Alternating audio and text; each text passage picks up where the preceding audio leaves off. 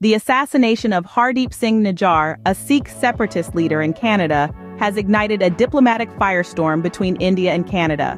A potent cocktail of international law, national security, and bitter historical grievances, the fallout from this event has left a lasting scar on the once cordial relationship between the two nations.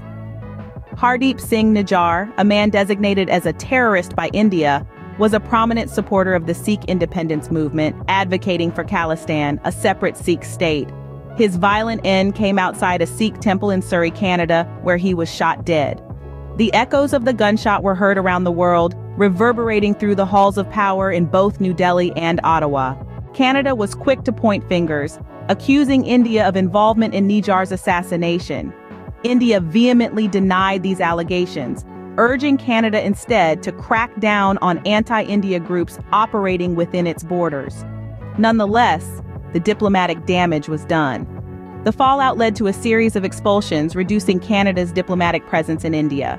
In a surprising twist, 3 Indian citizens were later arrested in connection with Nijjar's murder, a move that India's foreign minister labeled as a political compulsion.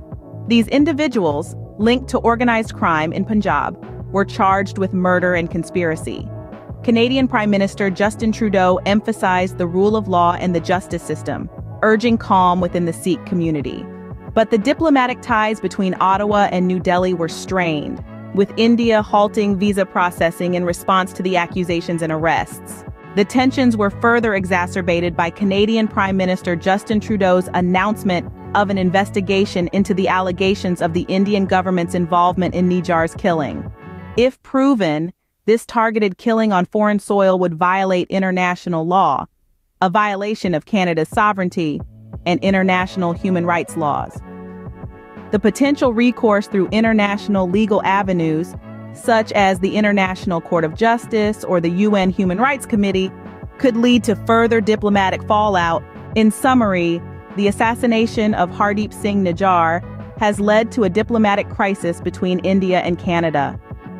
Accusations of involvement in Nijjar's assassination, the arrests of 3 Indian citizens, and the ensuing diplomatic expulsions have strained relations between the two countries. The investigation into the allegations of Indian government involvement could potentially escalate the situation further.